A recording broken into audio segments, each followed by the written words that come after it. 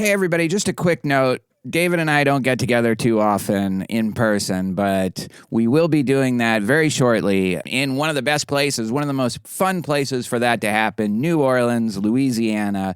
Just a little over a week from right now, a week from when this episode gets released. We both arrive there on the 20th at night, and then we will be there through the 24th of February. We are going to be at the Central APA, American Philosophical Association. We are doing a panel presentation. It's an invited symposium on public philosophy, chaired by former friend of the show, or even still a friend of the show, Eddie Namias. Barry Lamb will be on this panel or in this symposium from Hi-Fi Nation, and also a guest appearance on our show. Regina Rini and also Eleanor Gordon-Smith will be there. This is the Wednesday afternoon, 1 p.m. session at the Astor Crown Plaza in New Orleans, in the French Quarter, on the border, like by Canal Street. And I don't know how many people are going to be at this session, but if you are going to be there and you want to sneak in to see our session, or you even have registered and you can go in there legitimately, we'd love to see you. If not, hit us up if you're in town, if you're in New Orleans at that time. We can't promise anything because we don't know our schedule, but it would definitely be fun to meet up with some of you for a drink or to see some music or whatever. You can email us at the Very Bad Wizards email or at our personal emails. Yeah, so hope to see some of you there. We're staying somewhere in the Marigny, February 21st, Wednesday through Saturday. All right, let's get back to the episode. Very Bad Wizards is a podcast with a philosopher, my dad, and a psychologist, Dave Pizarro, having an informal discussion about issues in science and ethics. Please note that the discussion contains bad words that I'm not allowed to say, and knowing my dad, some very inappropriate jokes. This life's hard, man, but it's harder if you're stupid. The great boss has spoken. Pay no attention to that man behind the curtain.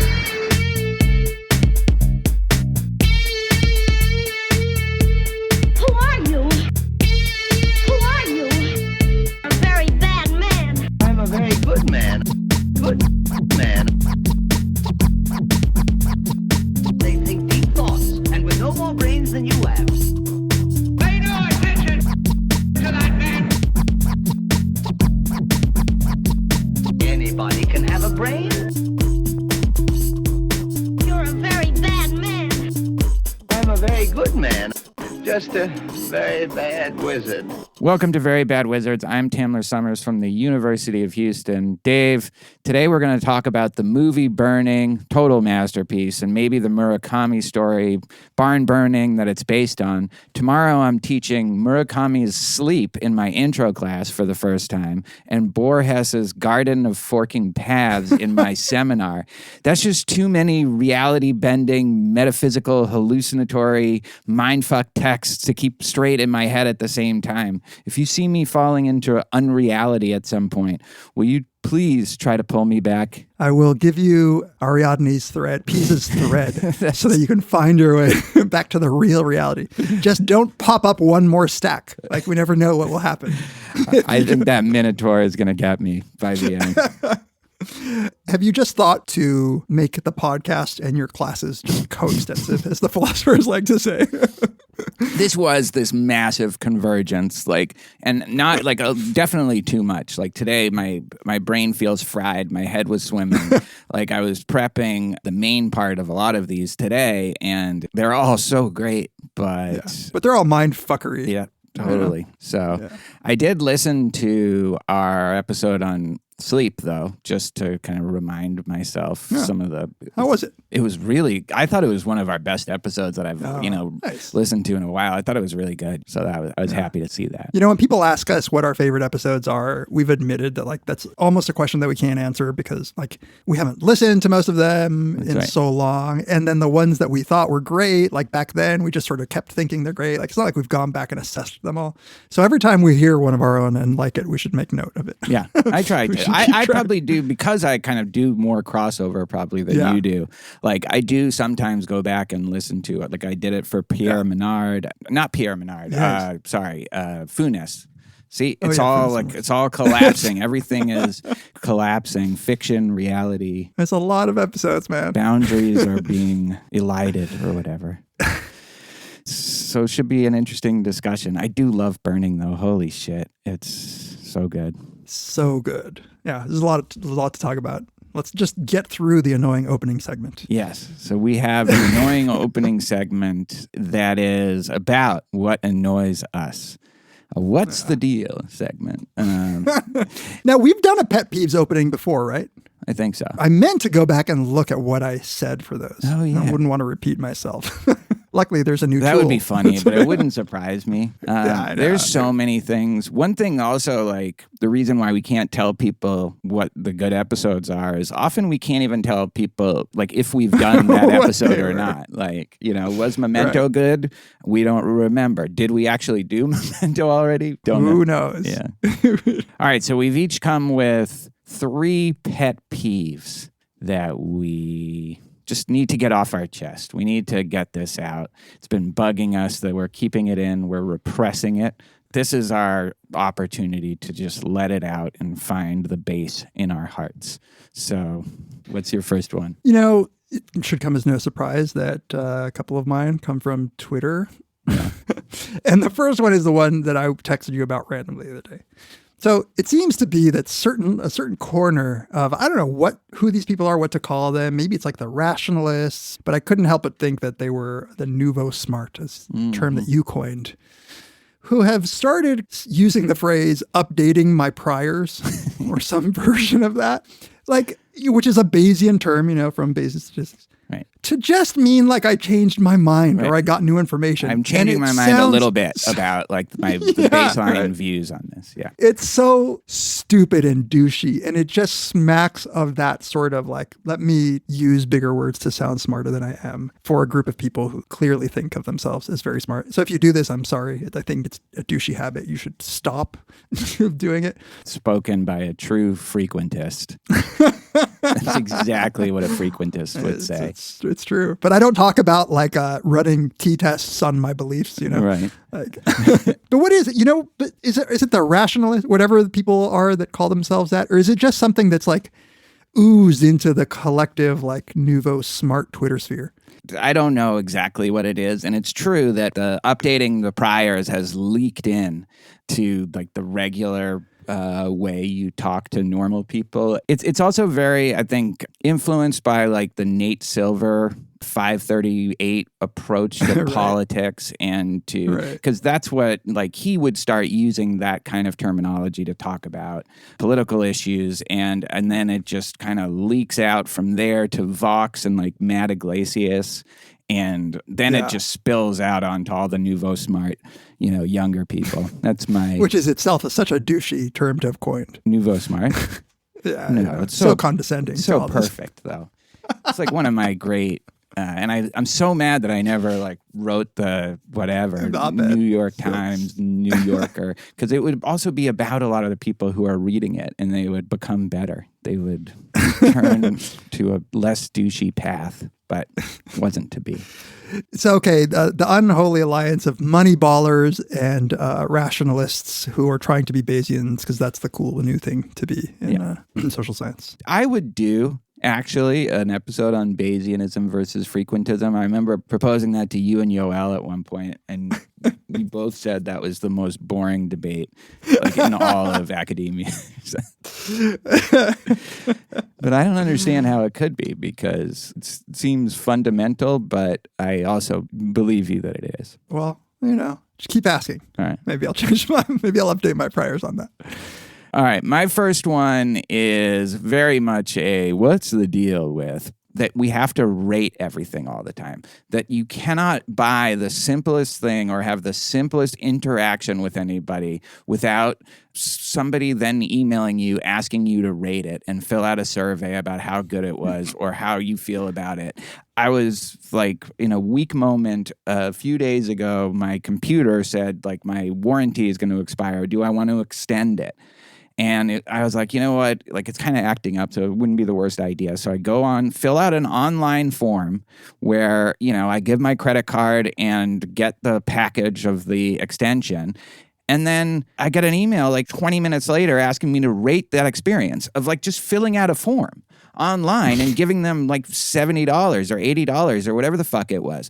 Like, how are you asking me to rate that? Like, it's just like, it used to be, you stay at a hotel and you put a rating on TripAdvisor. It's like a lot of these trajectories where that was actually good. It was like, oh, I'm going to this new city and I don't know where to stay. Like, I'm going to go to TripAdvisor and get some good tips about where to stay. That was like 10 years ago, 15 years ago. And then slowly and like gradually, everything had to get rated. The metrics started getting gamed. Like, it's nonstop. And I don't get it. Like, I don't get who had the idea that it would be important to get my rating about this online form that I filled out to extend a warranty for a year. Like, that's like, what kind of mind comes up with that as a thing that they even have the idea of offering? I think we just talked about what kind of mind. Right. Just more data. We have to get more data. As you and I both know, if it can't be measured, it doesn't exist, Tamler. Yeah. Do you want your opinion to not exist? Do you want your views to just not exist? I want it to not exist in like except in my own head. Right. Okay. So I got like a couple things about that. When I was in grad school, I may have said this like way back in the day. Like when I was in grad school, I worked for an alumnus of Yale's PhD program who had decided to go into leave academia and go into like a market research business of his own. Super nice guy. Like, it was a one-man shop. I think he made decent money. Jeff Wack, if you're out there, what's up? But he was so not like that. He had such a sober view of what these stats are, which made him, I think, a really good person to hire. But every once in a while, he would just have to give up arguing with clients because I'll give you an example. He worked with a lot of nonprofits. So we had these reports that we would have to do where he would send out a survey to patients who had been in the hospital. And then based on the 1 to 10 rating of how your patient experience was, they would use that to determine which of the wards or whatever you call the units in the hospital, which of those people got bonuses by the end of the year. And what sucked is that sometimes it was literally a difference of 8.98 to 8.89. And they would make these determinations on the basis of these numbers. And it was just not a little statistically significant. Yeah, exactly. Not at all. So far to the extent that that's even a real thing, but yes. Right.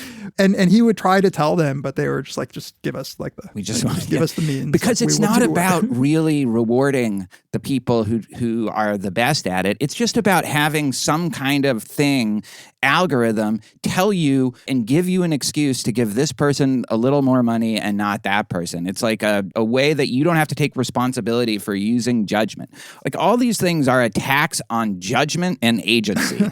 They are trying to get us to a point where actual judgment and an individual person just making an evaluation is unnecessary, and also where we just making choices for ourselves. That's why Netflix is constantly asking you to rate shows and so that it can tell you what to watch instead of you choosing what to watch. That's what all of these things are either geared towards or at least just resulting in. The worst is, you mentioned, gaming. And so that's the part that obviously we don't see 100% eye to eye on what should be measured and when, but I think we see eye to eye about this specific part of it, the stuff that can get gamed. I've gotten emails from customer service things or it's car dealers or whatever saying, please give me a 10. And if you can't, please let me know why before you submit the rating. Yeah. And it's really? Yeah. What the fuck is the point of the rating then? You're just absolutely just gaming it. Yeah. Right. That said, we were just talking about your Letterboxd or Letterboxd, however the fuck you say it, and Goodreads.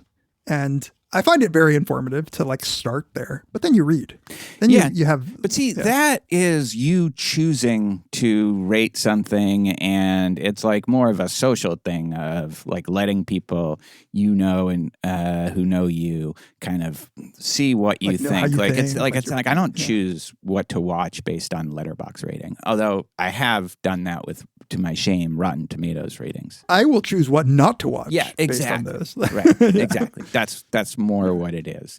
Actually, I got for Christmas the Rotten Tomatoes game, which is kind of a fun game because you have to kind of guess the various percentages of certain movies based on either your memory or the description of them. And sometimes you get the tomato score, but you have to guess the audience score. It was actually pretty fun. Like, that's kind of cool. These things are fun when they are not running things and when they're not like, you don't have an avalanche of ratings just collapsing on you at all times. Like, ranking things is fun, you know, like there is something that I think we get a kick out of with that. But then, like everything, it gets perverted and into some grotesque form that it is right now, where I'm supposed to rate the Hewlett-Packard experience of renewing my fucking warranty online. I give your pet peeve a 4.5 out of 5. Nice. That's good. All right, what's your next one? My next one comes from Twitter as well. And again, I don't mean to offend anybody because I know good people do this. But I hate it when people take to Twitter. Well, I generally hate it when people post tweets where they're quote unquote announcing something about themselves. And they say, I'd like to announce that I'm moving to Cornell University or whatever. It's like, really? Are you announcing it or are you just writing a tweet and posting it to whoever might see? Like, an announcement usually has some sort of like import that, but that's fine. That's a career choice. Get it. Like, you just say, I'm excited to go to Cornell. I just got a job. Like, yeah.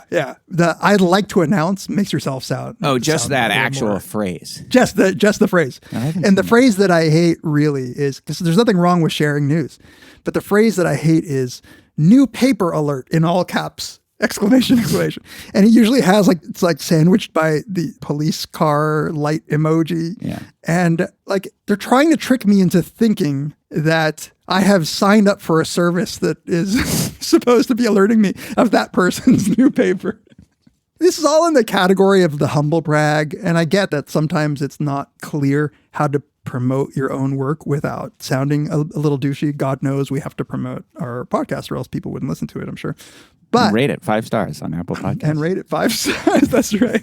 Yeah, it was better than Helps people than find my the podcast. Hewlett-Packard update. Yeah. I don't know. It's these little things that have become sort of a very common language of self-promotion that just they grind my gears. You know, It grinds your gears. Yeah. Grinds. New rule: don't say I'd like to announce. Dun dun dun dun dun. New pet peeves just dropped. New pet peeve just dropped. Yeah, it's been a while since I would have to decide like how I'm going to talk about like a new paper. So I don't want to fully judge, but you know, yeah, that's a good one. I have a Twitter one. This isn't my one, but my only Twitter one that really just annoys me is the "fixed it for you."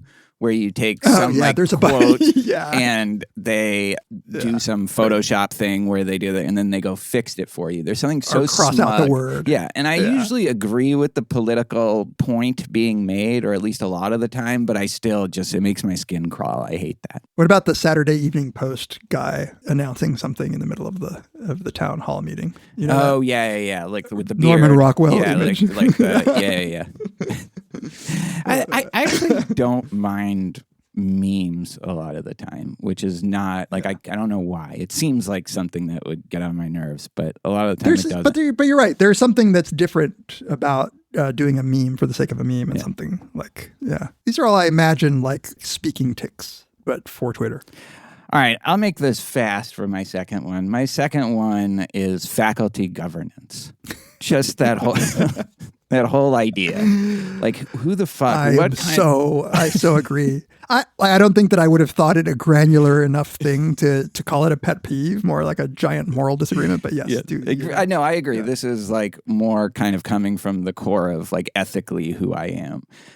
But whoever thought that faculty like should spend time and would be good at creating policies and working on bylaws and anything that's just not academic, that's not involved somehow with like helping students and whatever research thing that has to get done by us. But like the others, like it's awful. And it brings out, I think the most annoying parts of people when you're in these committees, and B, it also just out of the woodwork, this like class of kind of closet academic bureaucrats, an orgy of distinctions and hypotheticals that task forces and like all this stuff just seems like it was a bad idea that's out of control and we can't rein it in anymore. It's done. Right. I don't think that there's anything wrong with faculty having a say. And I think that there's a trajectory for that kind of thing. Like if you want to become a dean. And it's totally fine. I respect those people. I love them. Yeah. It's a hard job. And in principle, having people give their opinion about what they think would be good for the students, also great. In an but it's exactly that. setting. Yeah. Like a dean meets with the faculty members, or like, you during your faculty meeting, the chair says, hey, what do you guys think about this? I'm going to talk to the dean. Right. It's exactly what you say, that in practice, the people who have the most at stake for these policies are the ones who usually would never volunteer to be on these sorts of committees. And so what you're getting is this like selection bias of people who sometimes it's like a church basement town meeting where people go to complain about, the loitering that they saw this week and the price of the newspaper at the corner stand or whatever, that kind of thing. Right. And it's like, I just want to like cut myself. Yeah, exactly. I feel like all the molecules in my body are rebelling and rejecting what's happening. And just like, if you're not on board with the whole approach, like I sometimes think I'm being punked that this, like, you can't really be arguing about this issue. Like this is like some sort of joke. Is this some sort of thing to test, like Stanford prison experiment, like Stanford like committee experiment or something like that? Like when will I break? Yeah. And it is also the case that I know enough about administration to know that for many of these things, all they're doing is giving a placebo to faculty to give, right? So it's not like real things turn on what the faculty senate submits to the, No, which is good. Like, I'm glad that they're, but then they shouldn't leave it up to us for real. But then also like they shouldn't do it, period. Like, but there's enough people. And I think it's that same thing of, it's a way of people not using their discretion and judgment. And in this case, the people in power. And I think it can be from very good intentions often, like they don't want to be the monarch. But I think that's part of the job, I don't, like when we teach our classes, we don't have a committee of students decide like what's going to be on the syllabus. It's like, but that thinking is infectious. I know. Like some students come with that attitude a little bit. Yeah. And look, there are bad professors and there's terrible decisions made by administration. Absolutely. But hopefully, hopefully it's clear what we mean. Yes, right. Like it's just like whether this is actually an improvement or a huge waste of time. And like there's some faculty that I know who are pulled into these kinds of things who are awesome teachers and awesome mentors of students. And like they are not just trying to go on the golf course and teach their courses and like they really care about the job. And then they get pulled into this stuff and it just takes them away from what they're really good at and what's actually important. Right. It never ends up like Mr. Smith goes to Washington or something. No. Where like the one professor who cares sets the policy. No, I mean like, maybe I'm sure we'll get some angry emails about this and you can tell us the exceptions, but I do think they will be exceptions that prove the rule.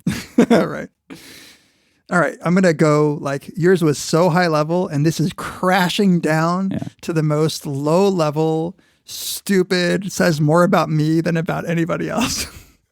But there is one thing in meetings, whether they're Zoom meetings or in-person meetings, that I like make me after a while want to, stab people. And it's people who can't be bothered to turn off this fucking sound on their computer or on their phone. Oh, yeah. Yeah. That sound, it's because it says something to me about you that like we're in a hour and a half long faculty meeting and you can't be bothered to turn off your alerts because you're so fucking important. You didn't know when your like HP rate your warranty experience email came into your inbox and I have to hear your shitty default sound.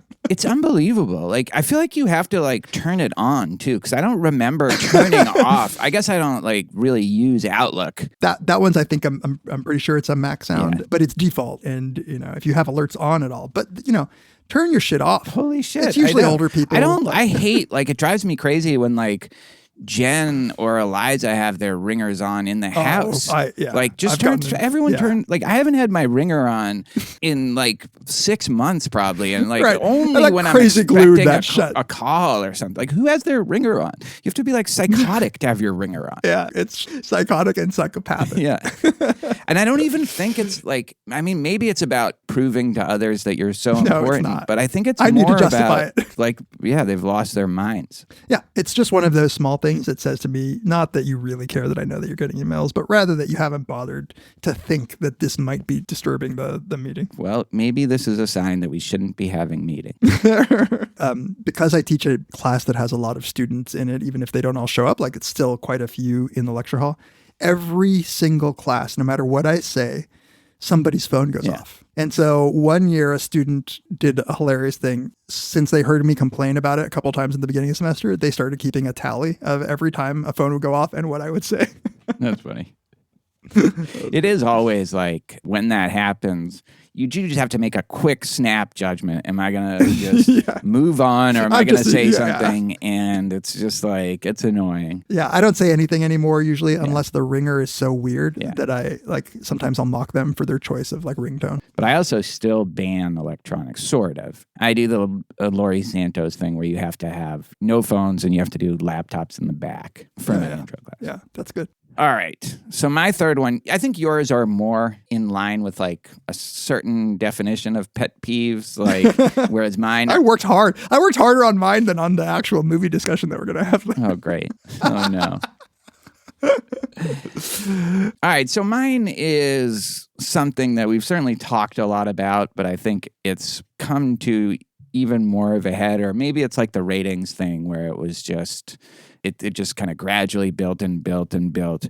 But the media's obsession with universities, and I guess especially elite universities, is so out of proportion to the importance of whatever it is that they're talking about. Claudine Gay, like whether something is plagiarism, just anything that's like speech related, politics related that's going on in these universities. It's not that these things shouldn't be talked about. It's the proportion of like media space that they occupy in a world where there's actual terrible and important stuff going on. You know, when the whole Claudine Gay and the thing was happening, there was like a New York Times front page that had like 6 separate stories about like this happened at Harvard, this happened at Penn, like all these things. And meanwhile, there's this like horrific things happening in Gaza, which this is tangentially related to, or and like the possibility that there's a wider war that's going to be started because of all this. And yet people cannot stop talking about like whether something was plagiarism, or whether something was like a discriminatory fire, or whether it was like DEI, anything DEI related. It's just constant and it's crazy. It's like, I think if you like came in from not being media infected like we are, but you were just looking at it from the outside, just objectively, I think it would be really surprising just how much people are obsessed with what goes on at universities in general, but definitely like Harvard, Yale, Penn, a little bit Cornell. Cornell is kind of off. We're the minor Ivy. We're like the not the real Ivy. I heard they were thinking of kicking you out of the Ivies, actually. So. No, absolutely. And I know that the obsession in like that kind of media that you consume, Tamler specifically, their obsession with like the Ivies has been kind of long term. Like New York Times writes things like, I've seen these metrics of the number of times Yale, Harvard, Penn, Princeton are mentioned compared to any other university. And it's like ridiculous. And I've always thought that's because there's a lot of people there that went to those universities. Yeah. And so they're just like circle jerking. But now you have like the right of center people who are now using all of the like Ivies as like just code for the, you know, people, the people that I don't like. Yeah. Who now are spilling so much ink about it too. And they also went to Harvard and Yale and Princeton. And they also went to Harvard, And they like to write about how it's destroying civilization. Yeah. And Ivy degrees are meaningless now. But yeah, if you care about universities, the majority of students don't go to those universities. So if you really care about what's going on in higher education, then you should care more about large state schools than anything, right? Like, yeah, obviously. And the funny thing is the stuff they talk about isn't even real at the elite universities, where they're realer than they are at the normal state universities where people are just going about their business, taking classes and doing their work. It's not even accurate reporting about like the levels of these disagreements. Like the whole anti-Semitism is rampant on campus. It's just not true. The cancel culture, nobody can invite somebody unless they, agree that there are 28 genders. That's not real. Like, yeah, it's all, I wish they could go to a faculty senate meeting. Everybody who writes an article about the elite Ivies should go to one of the faculty senate meetings and held in the basement of the psych department. Last thing I wanted to say about this, I know why it happens. I remember I had lunch with the publisher of Basic Books. This was before my book came out, Why Honor Matters. And, we're talking about like it's selling. And I think she already knew this was not going to be a big seller. But, she was very nice. We had lunch. It was a bunch of people and we were talking. And she said, here's the thing about like really having a bestseller. The way to do that, if you want any kind of like success, is you have to make rich people feel like there's something to be afraid about in the way their kids are being raised, right? Like in the way, like that's the thing that sells books. And, all these people send their kids to these universities. And now if you tell them they're actually getting indoctrinated, they're actually getting, poisoned. I think that's probably true. Like that's what drives a lot of this stuff is rich people thinking, oh my God, my kid goes to those schools. One of our opening segments now has to be coming up with book titles that would sell a ton of copies. Yeah. The algorithms are coming for your wealthy child. Your wealthy child is going to march with poor people in protest, get killed by Kyle Rittenhouse. All right. On that cheerful note, should we get to what is definitely not a cheerful movie, quite a dark movie, Burning. We'll be right back. Today's episode is sponsored by BetterHelp. Let's talk about relationships for a second. There's a common misconception about relationships that they have to be easy to be right. Now look, relationships aren't easy unless they're with your dogs. If you're having a relationship with another adult, another human being, a long relationship, it's going to be challenging, especially if you're like me, if you're always in the right. And so you have to spend all this time and energy explaining that to people. But look, sometimes the best relationships happen in the face of the biggest challenges when both people put in the work to make them great, and therapy can be a place to work through the challenges you face in all of your relationships, whether with friends, your significant other, your podcast partner, or anyone. Therapy can help you learn positive coping skills, how to get through life and all the bullshit. It can empower you to be the best version of yourself, or at least a better version of yourself. So if you're thinking about starting therapy, give BetterHelp a try. It's entirely online. It's designed to be convenient, flexible, and suited to your schedule. Just fill out a brief questionnaire to get matched with a licensed therapist and switch therapists anytime for no additional charge. Become your own soulmate, whether you're looking for one or not. Visit BetterHelp.com/VBW today to get 10% off your first month. That's BetterHelp, HELP.com/VBW. Thanks to BetterHelp for sponsoring this episode.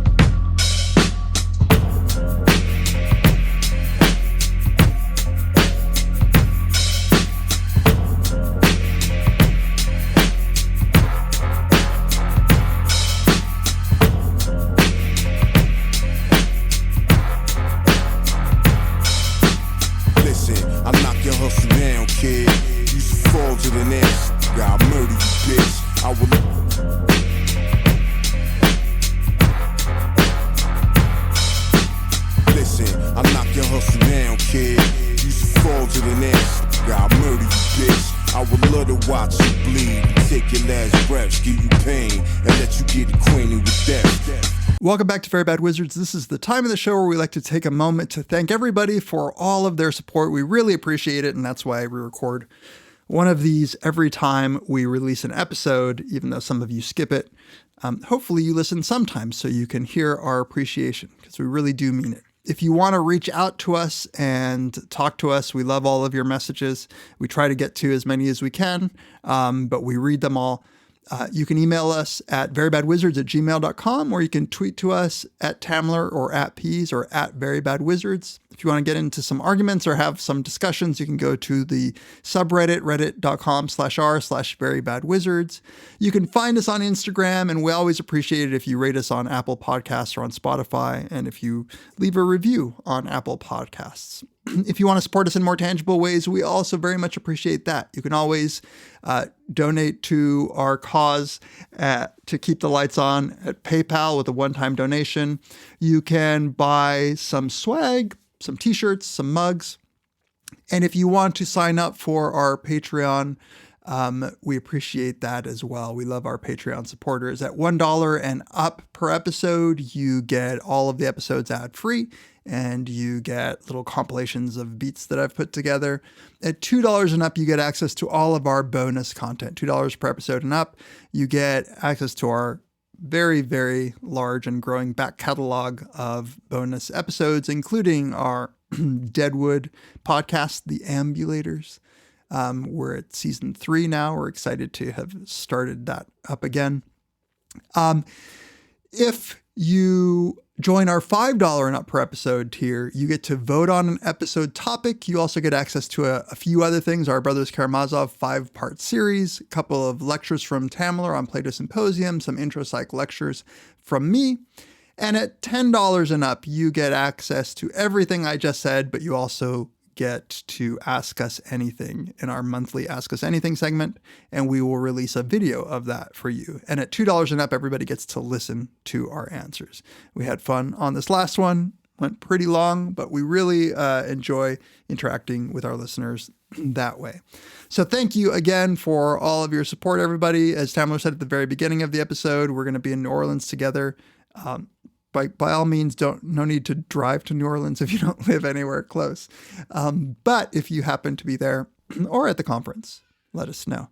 All right, back to the episode. All right, let's get to our main segment discussion, and that is on Lee Chang-dong's 2018 film Burning, a South Korean movie. It's a movie that's based on Murakami's Barn Burning, which is a story from The Elephant Vanishes, same collection as the one that had Sleep in it. And that story, Barn Burning, is itself based on, or it takes a lot of inspiration from a Faulkner story, also called Barn Burning. So it's interesting. In our last AUA, they asked us about adaptations and what we thought about adaptations. And I hadn't even thought of Burning as like a really interesting example of that, but it is an adaptation of an adaptation. It is an expansion of both stories, really, kind of incorporating elements from both. Like, I'll tell you what I think of this movie. I want to know what you think first, just in general. I mean, I loved it. It's beautifully shot. Well, I mean, obviously it's compelling, but the look of it, the sounds of it, the mystery of it. And I think this is hard to do. And maybe this is one of the things that we gravitate towards, but there's a sweet spot of ambiguity that is necessary, I think, to make a movie like this be good without being either very dumb because of how like clearly meaningless the ambiguity might make it be, or just like, whatever, cookie cutter, here's a plot, here's a mystery. Here's the resolution. But yeah, here's the resolution, exactly. And then, the aspects of human nature that it highlights that I think are universal. Even though one of the things that I wish I knew more, maybe had the time to do more, was read a bit more about South Korean culture, youth culture, gender dynamics, and all that stuff, because I think that there's a lot of that in it. But it wouldn't be a universally, I think, beloved movie if it didn't speak to a lot of the universals of the human condition. It's funny, a lot of the Park Chan-wook, Bong Joon-ho, these movies about these alienated, disaffected, often working class, or if not working class, kind of poor South Korean young people. Like, that is a big theme of a lot of these movies. Certainly true here. I mean, this is definitely a movie about youth alienation. There are elements that are specific to South Korea, but there's also elements that you can find, like if you look at ancient Greek literature or, mid-century American fiction. Like, this is all stuff that keeps happening over and over again. Right. Like, this is the power of cinema too. Sometimes is just like, I just want to learn more context. Look, I think this movie, like, if you told me it was the best movie of the 21st century, like, not There Will Be Blood, not Mulholland Drive even, but Burning, I might not argue with you. I think it's... Wow. I know. Like, that's what I was thinking as I watched it yesterday and a little bit today. I loved it the first time I saw it. I remember showing it to Eliza. She loved it. And I just love it more every time I see it, which is probably now 4 times, something like that. I think you have outstanding, in addition to all the stuff that you said about the filmmaking, outstanding performances from all 3 leads. Like you said, it's beautiful, it's mysterious. I think it gets you not just questioning reality in the movie, but questioning just reality in your own life. And maybe this is because I have a lot of these things that I'm juggling right now, but I think thematically there's so many things about illusions, reflections, and pantomime and copies of copies. That's such a reverberating theme throughout the whole movie, and it's definitely one that I responded to this time. It also just has an all-time great scene, like one of the, 50 best scenes maybe, which we'll talk about when we get there. Just the light in this movie is amazing. The light is incredible. It's also just a movie about perspective. Like, it's a movie about our perspective as viewers, certainly the protagonist's perspective, and how we cannot break out of that. Like, I mean, I think that's one of the obvious running questions is, what is objective? What is something that we're making judgments about, the protagonist is? And really the answer to those things is we can't know. It's funny that you say that, because obviously I think we both have very strong feelings about movies like this and the sort of uselessness of trying to pronounce on an objective account of what happened. But I do want to take some time in this recording to play the game. If there is an objective mystery, where do you come down? Oh, totally. I think that's a good thing to do. Yeah. It's as long as you don't think, I'm going to solve it. Part of the great thing about these movies is that you get to talk about it. And it makes your mind work in all of those ways. Like, we so need the objective reality to be objective that our minds can't help but try really hard to spin the story. The theorizing is the process of questioning what's going on in the movie. It's your way in. It's not always the most fruitful way, but I think it is a good way. All right. Yeah. Should we just go through the movie? We don't have to talk about everything because that'll take 3 hours, but we can highlight certain things that we have noted and connect those to some of the themes that we think are central to the movie. Yeah, I like that strategy because we want to get low level, so we'll want to talk about certain scenes. It's not like we could just do high level themes and that's it. So the basic plot, and please see this movie if you haven't. All right, so we start our protagonist, whose name is Jung-soo. He is just, I guess, somebody who delivers stuff from a truck. He's unloading stuff from a truck, but he sees somebody who's, I guess in South Korea, there are these dancers and they do these kind of lotteries on the street where they give out prizes, and they're young girls. They're kind of scantily clad. This one keeps kind of focusing on him, and he's not the type, Jung-soo, who seems like he has a lot of women checking him out all the time. And he's kind of confused, as he often is in the movie. And turns out that this is Jaime, who is a old classmate from the little town they grew up in, a small town they grew up in. And she spotted him and makes it, I guess, so that he wins a prize. And she's kind of picking him up almost. It's like a huge lucky break for this guy, you think. And he is like deer in the headlights, right? Like, Yes, like the whole movie almost. But yeah, I assume that she rigged it because it's a lottery with like those little spinning balls or whatever that they pick a number at random, and she picks the number.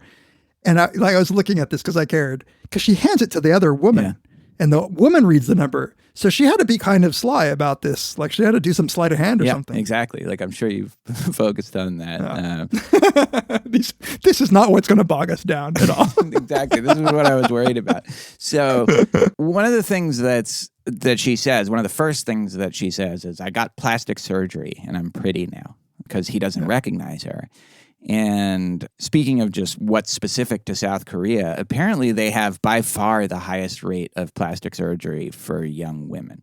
So that is not an uncommon thing. And that is kind of, a bit of a theme in the movie of what expectations are being put on these young women in South Korea. So, I mean, he's literally not doing anything. He's just standing there, his mouth kind of half open. And she says, let's go get a drink. And then you have what I think is the first key scene of them at this restaurant, having some beers and some food. And she is giving, I don't know, like her philosophy, her yearnings. She's being very charmingly kind of fun and weird, a little of that manic pixie chick kind of energy that definitely could be annoying, but doesn't seem to be here. And he certainly doesn't seem to think it is, because she's she's interesting and she's got full of life and energy. And this is where she does the pantomime peeling of the tangerine and talks about great hunger versus little hunger.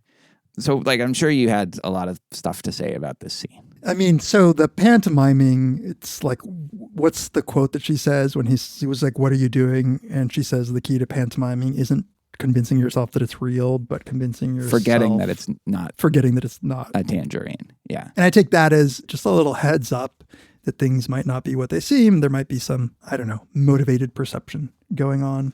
Because what's the difference there, right? The difference is it's kind of hard to convince yourself that something is true.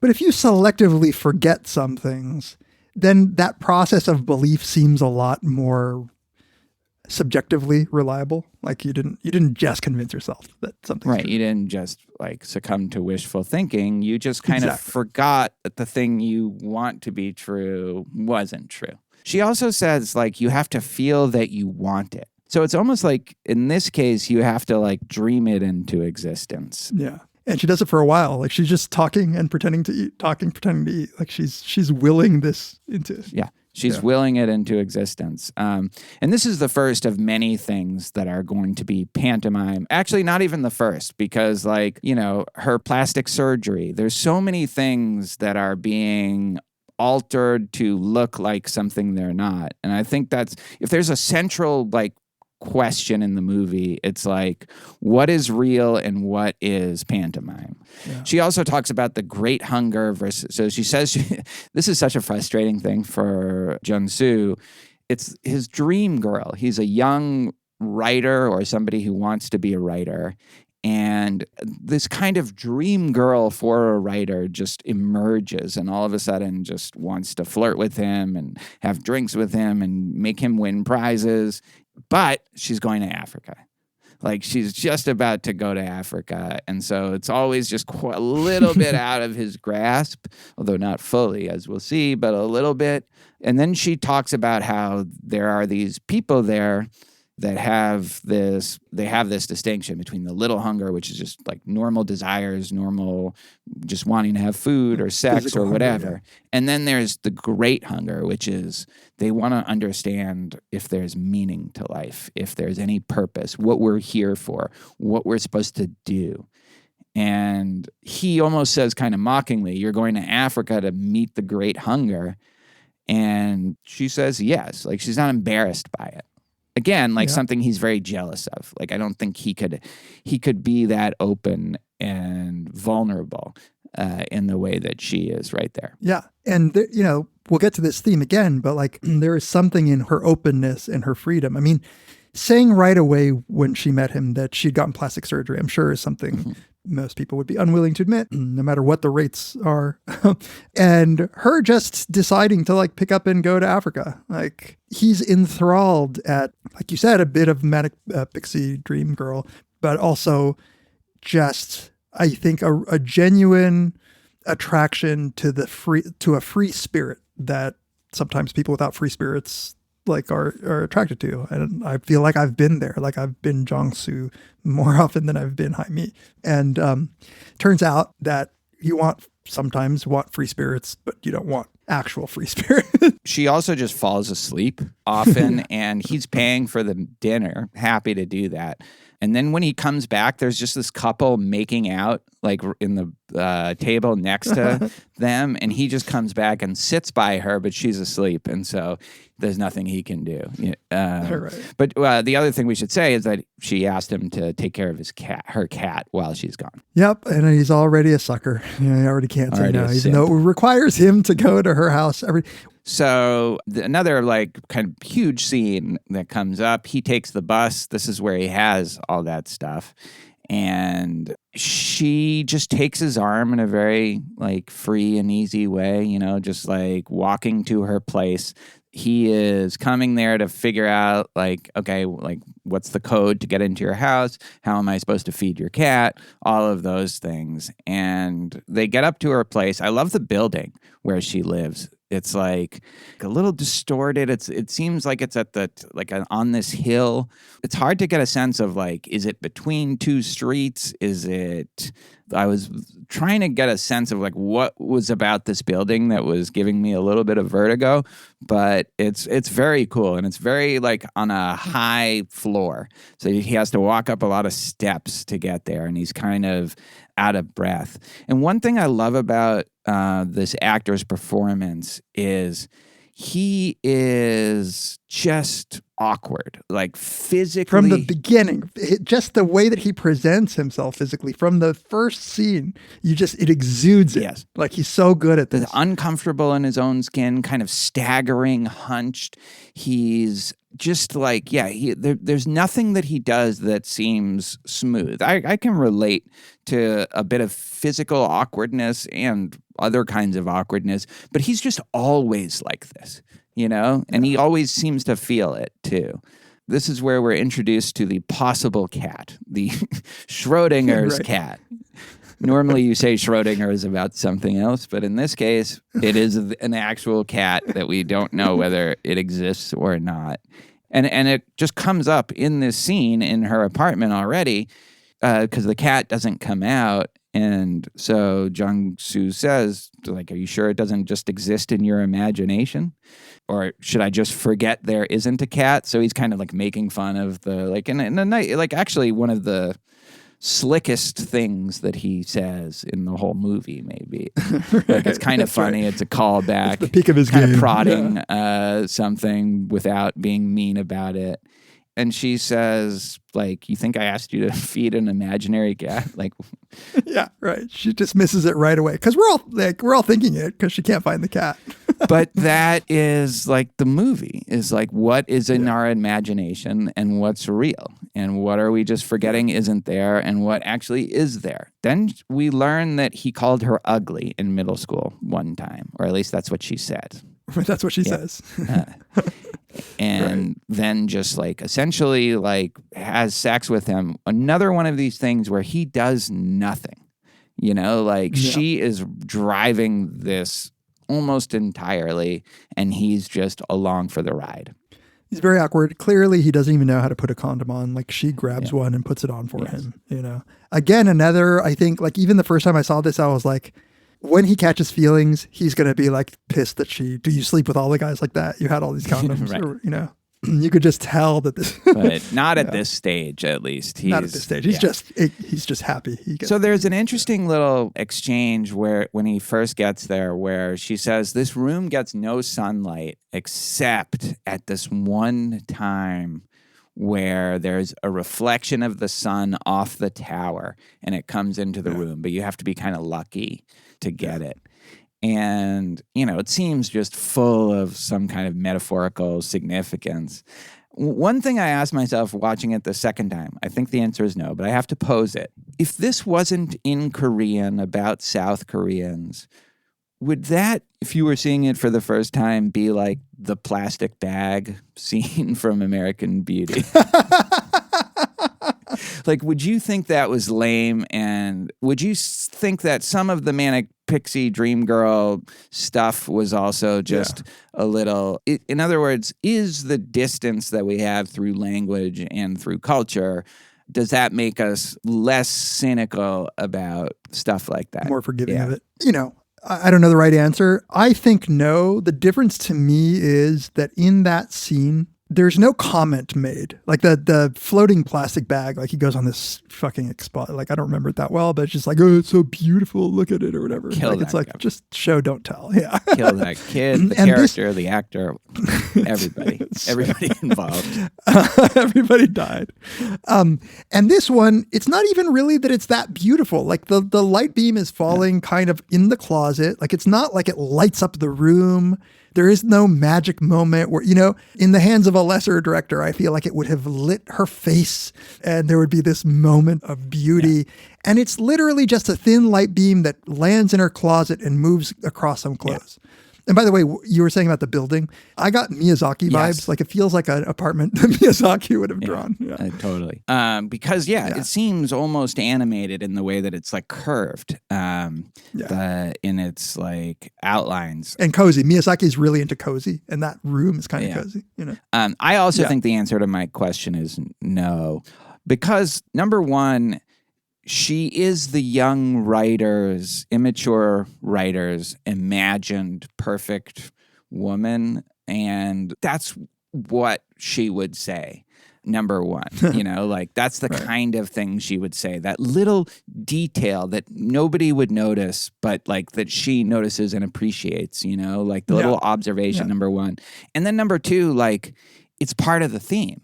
It's not even light. It's not even sunlight. It's reflection of sunlight, right? Yeah. It's the image of sunlight, like the plastic surgery, like the pantomime.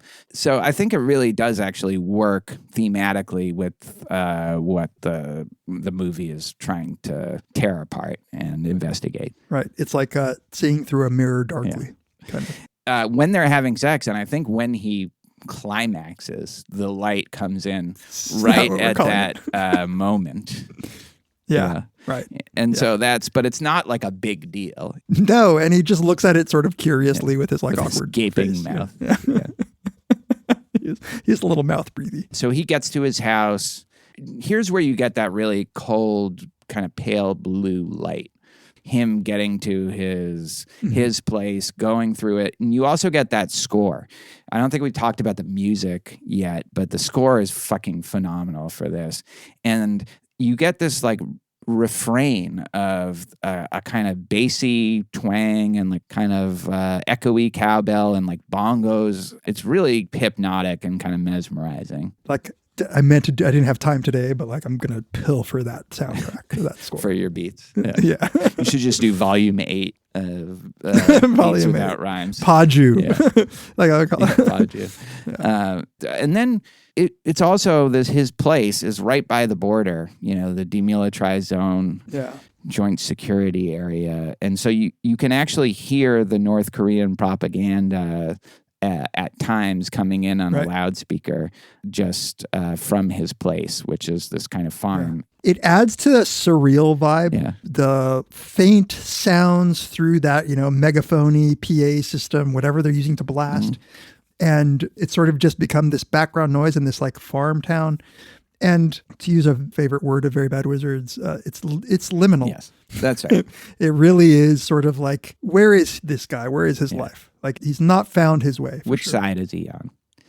Yeah. It also sets up a like antagonist, protagonist kind of dynamic too, which we're going to get, but don't have yet. We see pictures. Did you say that we see pictures of his dad? Like we learned that he was in the military and stuff. Yeah, that's right. And we also know he told Jaime that his dad had anger issues and his mom ran away and abandoned him and his sister when they were young.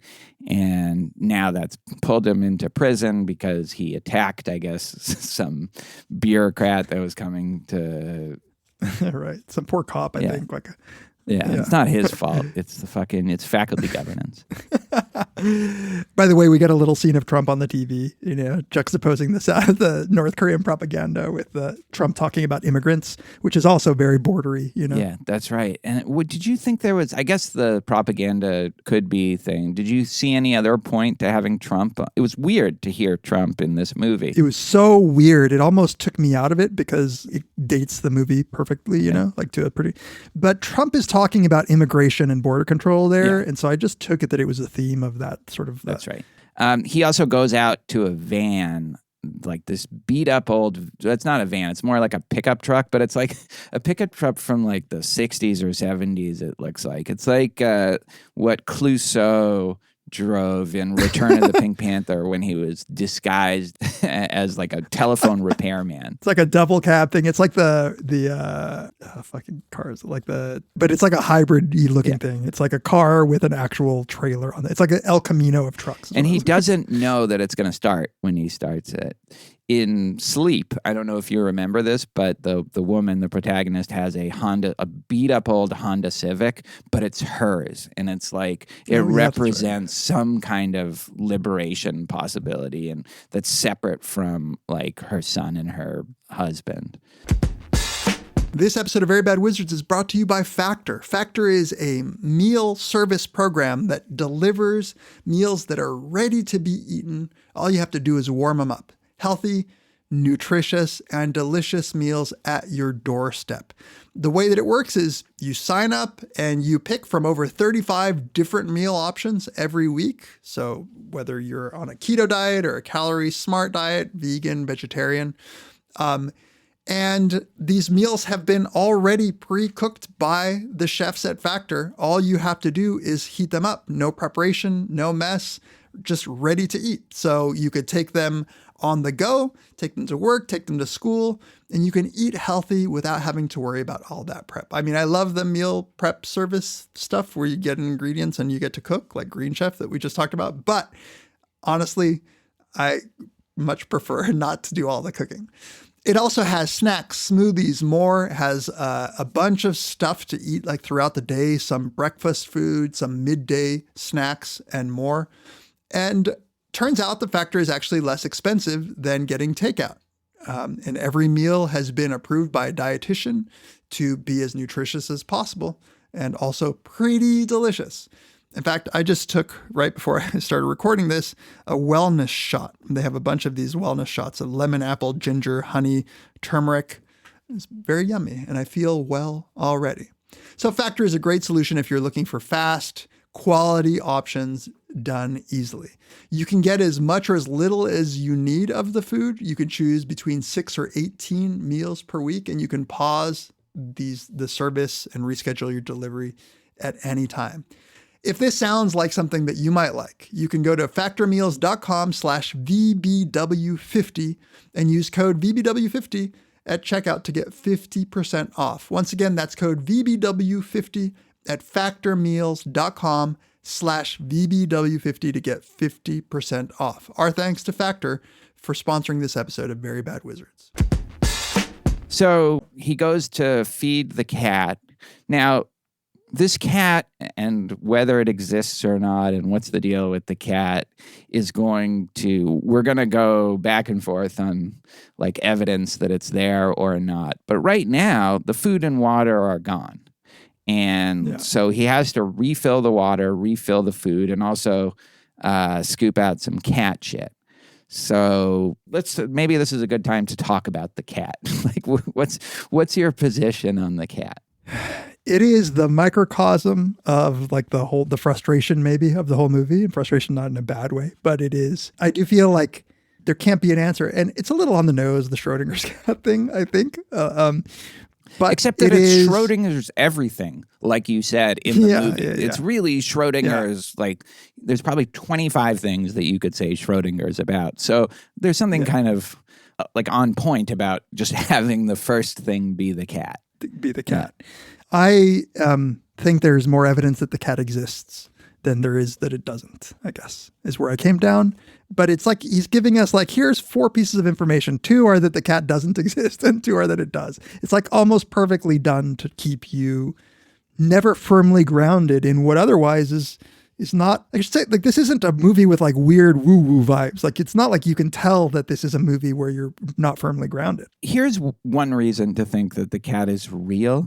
If we're to think that it's not real, did she just go and find a litter box and put like actual cat shit before she left on her trip to convince him? Like, that would be strange, right? No, I know, right? If there wasn't really a cat, like, and there was actually evidence of a cat, somebody had to put it there. Yeah. And it would have to be her. Right. I think this is the scene. It's certainly one of these scenes where he goes to the cat, where he jerks off in front of the window, looking at the tower where the light might come off. And I think he's trying to come when the light comes in again. I think he's trying to recreate that. Because, like, why else is he looking at the tower? Yeah. You know, I don't think I thought of that. Yeah, there's a vague sense that he's looking at the tower as if he were trying to recreate that moment. Yeah. Like, that's part of his jerk-offness. It's almost like he got conditioned to the light, and now he's developed a fetish for bounced light. Totally. And yeah, I don't like, it's and we don't know. We don't know. But I totally get why a guy like this would jerk off in her apartment, though, right? This probably his only sexual experience. It's like every fiber of his being is like, this is where I got laid. I have a boner now. Like, yeah. I agree. Although, like, I wouldn't look out the window necessarily if I was doing it. It cuts to like him with his dad's lawyer. And is this the first time we learn that he wants to be a writer? Because he tells the lawyer that. And the lawyer is like... Yeah, because he says, like, what did you study? Yeah, that's right. And he says that his father was going to be, like, he could have been rich, but he has these anger issues. This is a dark theme in the movie, too, is the way we inherit stuff from our parents. And these kind of anger, rage issues, the dad clearly never got it under control. And because he could have been somebody special, according to the lawyer, but he's too stubborn, and... Yeah, he could have gone to Gungam, he says. And at this point, this kid doesn't seem like an angry kid to me. No. And we're learning this about his dad, and he just seems sweet, like the way that he's caring after the animals in the farm, the way that he's going to like end up going to the neighbors and, you know, asking them to help out his father. He just looks confused and insecure, but you're right. He doesn't seem... angry. I love the lawyer's reaction when he says he wants to be a writer. He's like, well, la-di frickin' da. You got a writer here, folks. It's like the Chris Farley thing. Now, young man, what do you want to do with your life? Actually, Matt, I kind of want to be a writer. Well, la-di frickin' da. We got ourselves a writer here. Hey, Dad, I can't see real good. Is that Bill Shakespeare over there? You can't afford humanities in this world. Like, if you're Jung-soo, like, you can't. He's got to choose something that will actually make money. Yeah. So I think that's another takeaway from that. Right. It's like you could tell the lawyer doesn't believe that he's going to write a novel, you know. Even the way he's like interacting with the lawyer is strange. He's like, he has trouble looking people in the eye. It's a really good performance of somebody who just has trouble really with all aspects of life seeming relaxed and normal. Yep. He's a fish out of water. I mean, this is a class theme that we're going to get to again, right? Where like this lawyer has like this slick suit on and he's being kind of condescending, but it's deference to authority, I think, too. Like, no eye contact isn't so weird in a culture where you shouldn't be looking in. But he always has trouble with that, including in some key moments. Yeah, but you're right. So I think there's another scene of him jerking off. Looking at the tower again. Yeah. Yeah. He's like, that's my dick or something. I don't know. Like it's a. Oh, I didn't even think of that. That's good. A little tip that also calls back the opening segment: don't leave your ringer on when you're jerking off. Another interruption. Seriously, that's exactly why I don't like those sounds in faculty meetings. It reminds you of when you forgot to turn your ringer off. So we haven't said this, but like he gets these strange calls, and he's already gotten a few of these, and it's always somebody who just hangs up or something happens, but you never hear a voice. In this case, it's actually her, although her voice sounds distorted and a little fractured in some way. And she's in, I forget where she is. Is she in Kenya? Nairobi, I think. Yeah. And she's had to stay there for a while, but she asks him to pick her up from the airport. She finally got a flight out. And he's, of course, very excited. You'll never guess what I was doing when you called. Yeah, right. Yeah. Exactly. So there's that element. And again, you start to wonder, like, did he imagine that, right? Like, it's pretty there's a lot of coincidences, but one of them would be that she would finally get through right as he's almost, but not quite ready to splooge on her window. So this is rough when he goes to the airport. Who has not experienced this kind of thing? It's just heartbreak. There's a genuine look of just like innocent joy as he sees her coming out of customs. He runs to greet her, and then behind her is Ben, played by Steven Yeun. Yeun, I think. Yeah.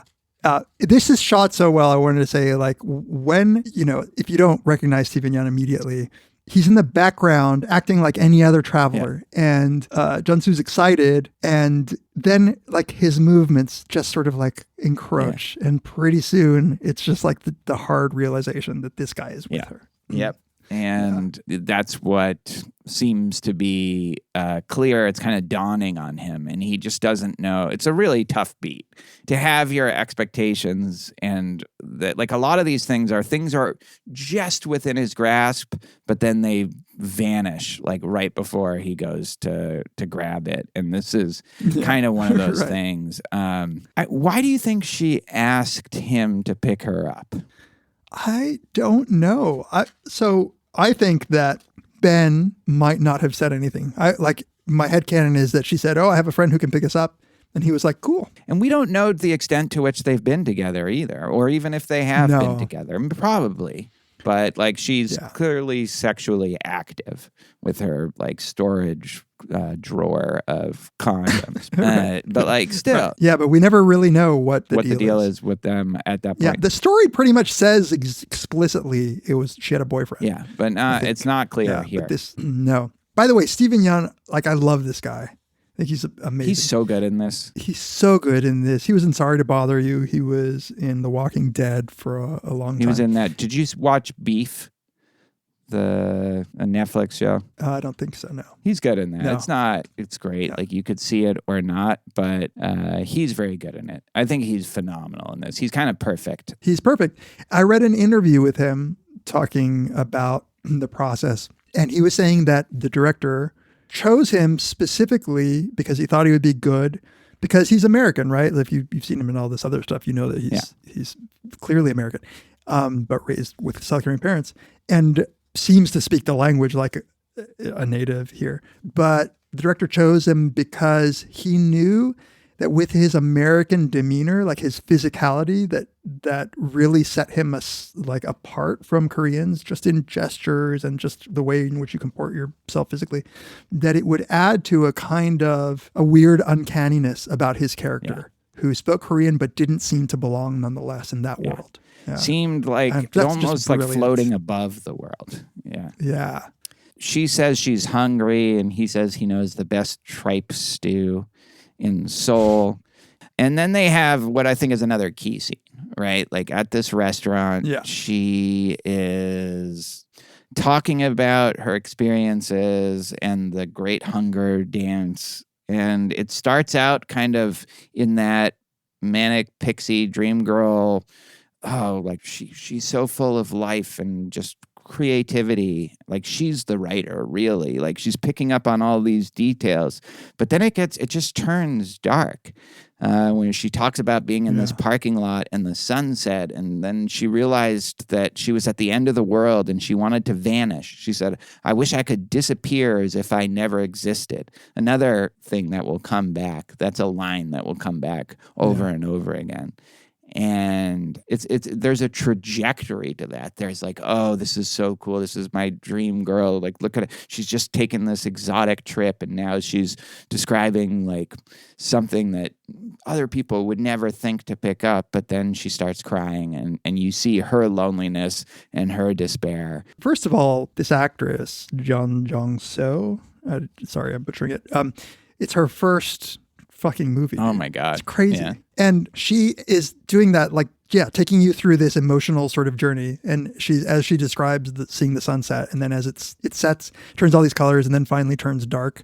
And she thought of dying, and she doesn't want to die, but like she wish she had never existed. And she's just breaking down emotionally. Yeah. And it's like this intimate moment between Jung-soo and Haimi, but then like you're just rudely taken out.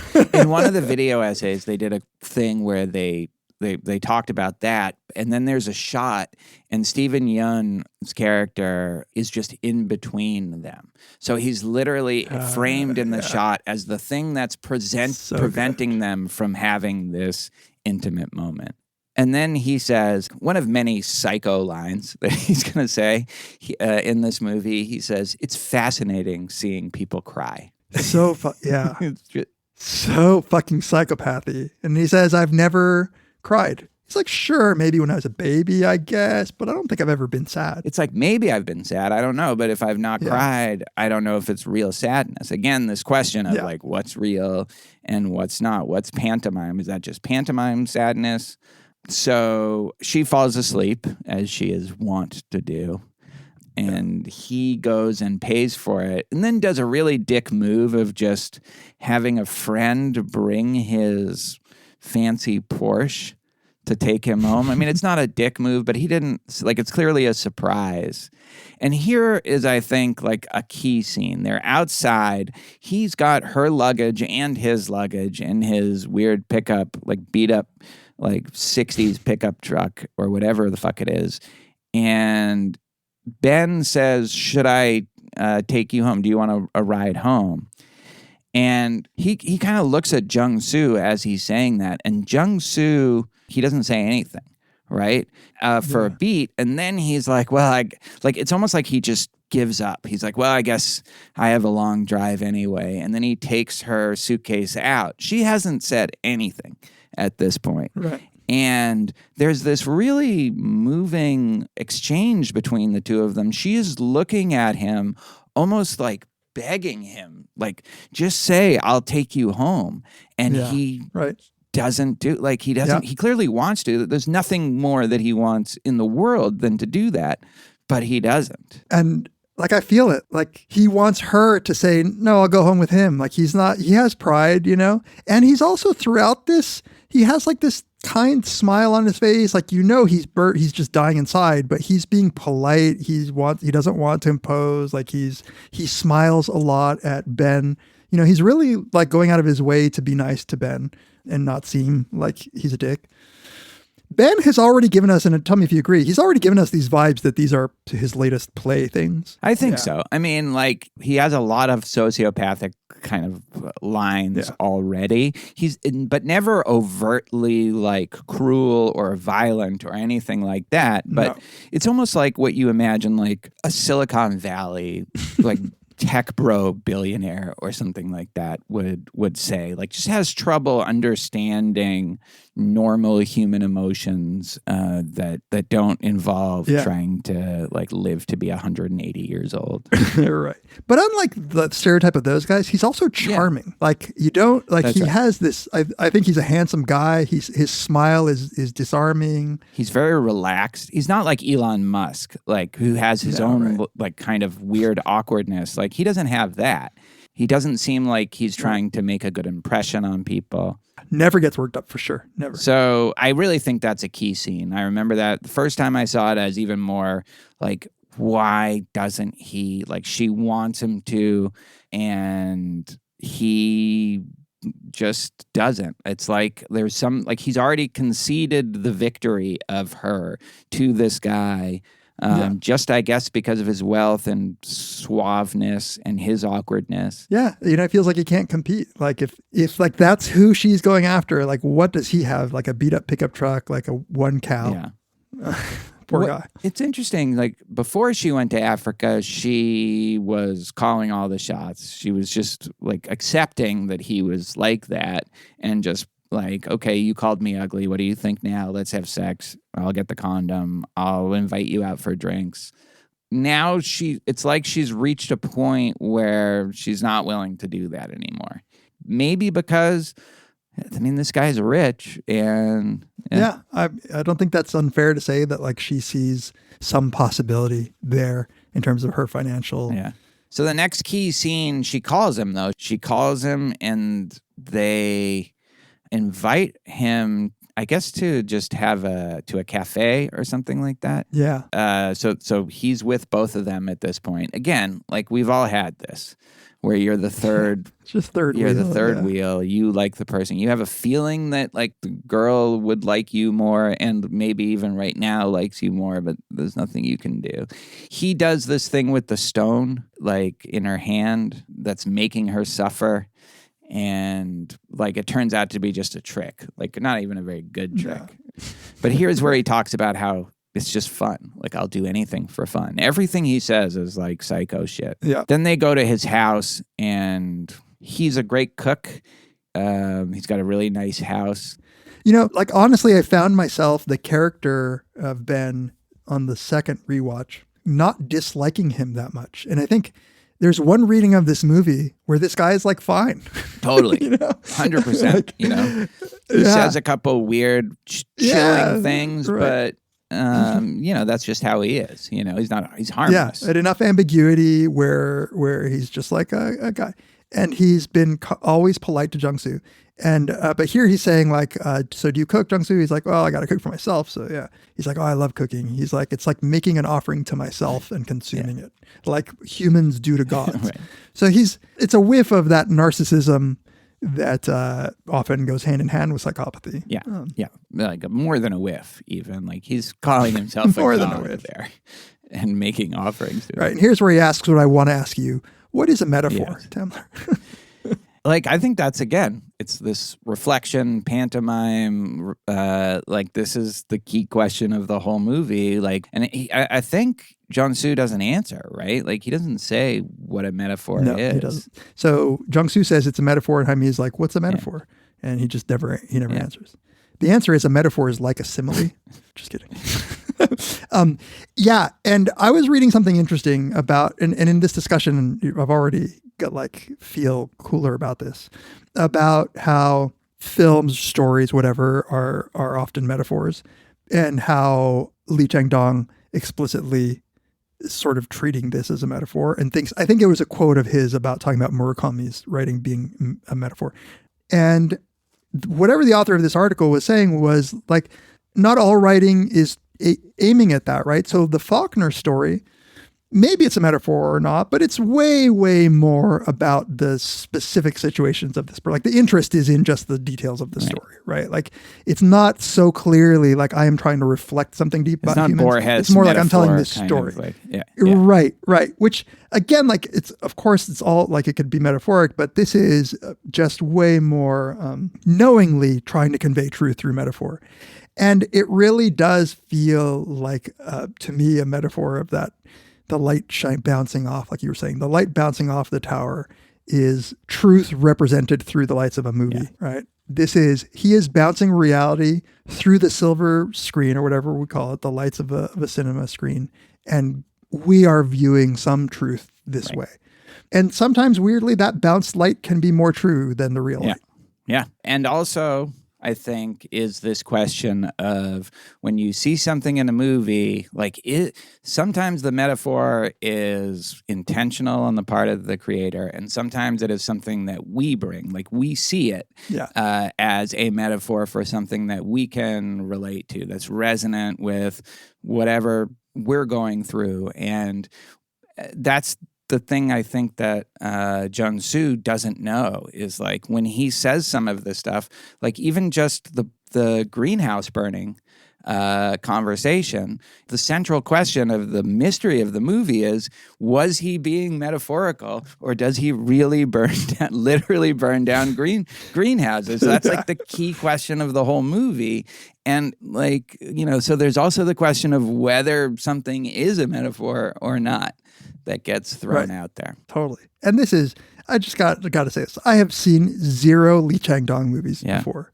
But clearly this is somebody at like the height of their skills. Right, totally. I have not, I don't even know, like I love this movie so much. Like I said, it might be my favorite movie of the 21st century. And I haven't seen 0 other of his movies ever. Right. So I got to do that. Yeah. I'm surprised. I thought for sure, like I'd be lecturing. You were going to think less of me for having admitted that. Okay, we get here like another critical scene. He goes, Jung-soo goes to the bathroom in Ben's amazing apartment. And for the sake of time, I'm not talking about how awesome his apartment is. And he sees women's makeup and women's jewelry, like trinket jewelry, like, not the jewelry of rich people, like charm bracelets and beads and stuff, which is weird.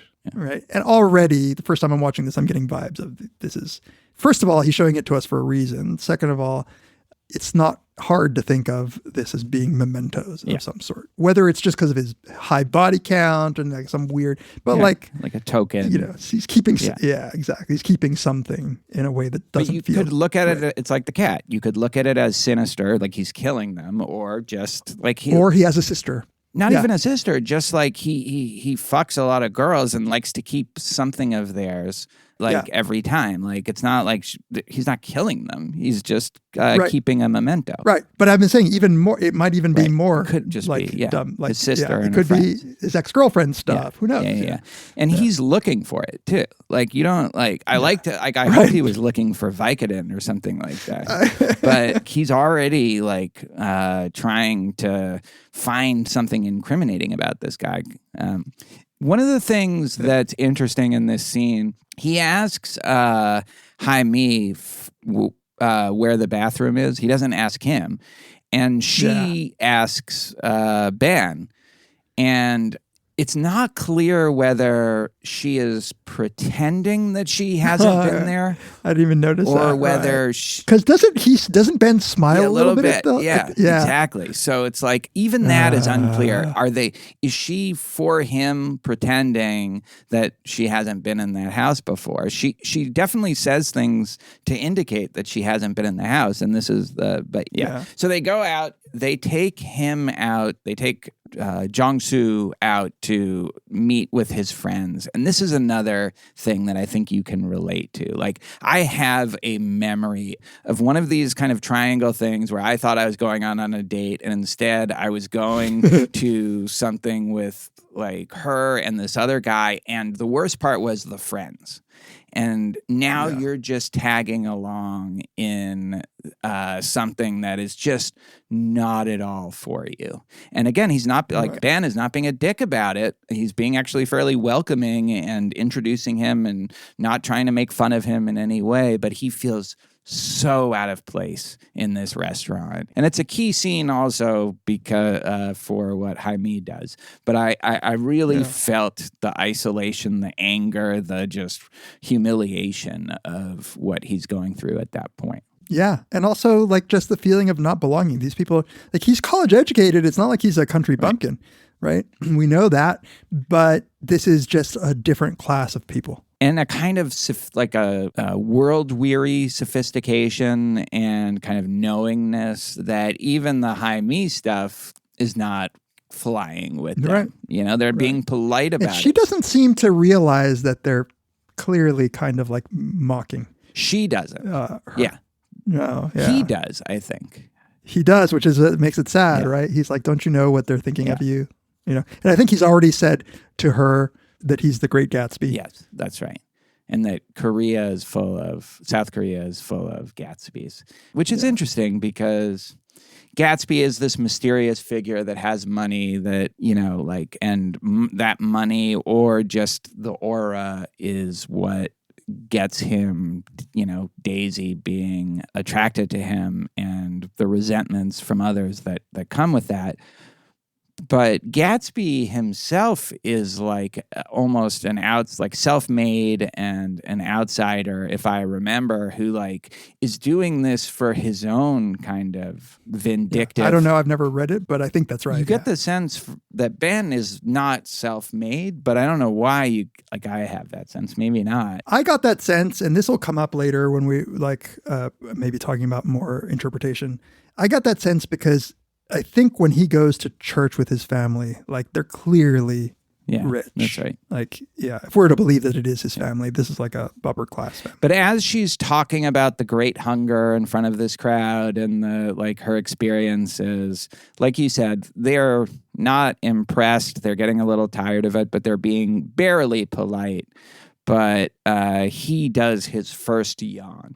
And one of the things, I hadn't seen this movie in 4 years, but one thing I remember is that yawn and his reaction afterwards. That was seared in my memory. And it's like you already know the first time you're watching it, oh, she might be fucked. Yeah. On the other hand, I watch it and if it is such a Necker cube of the way that he yawns is so well done at conveying what you might genuinely be. This guy's had a long day, but he wants to not show that he's tired, but he can't help it, so he's fighting it back. Or it's whoa, fucking red flags. But he also gives this look, so it's from the point of view clearly of Jiangsu. Yeah. He gives this look after he yawns to him oh God, she's, she doesn't know her audience here, kind of right. And again, that could just be a nice welcoming thing. We're both realizing this is how Jaime gets when she talks about the great hunger, but it could also be she's the next greenhouse. Right. The one other thing I want to say about this is she asks the friends to clap to give a beat. They're like, dance, do the dance. And that would so be annoying, actually. She's like, come on, clap like this. One, she does a pretty complex rhythm when she claps. And two, they just stop clapping and she keeps dancing and it's only her feet after a while. And we're going to get a bit of a callback to her continuing to dance after the music has stopped. Yes, that's right. There's going to be an echo of that. Yeah. Then they go to a club. Just blasting house music. He gets the fuck out like I would in that place.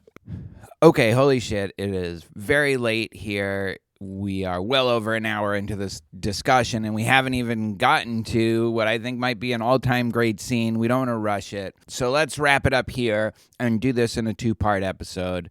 This is a movie that totally deserves a deep dive. It's like Blood Meridian. Sometimes you got to spread it out over 2 episodes, even if you didn't think you were going to. So that's it from us right now. Join us next time on Very Bad Wizard. The great boss has spoken. Pay no attention to that man behind the curtain.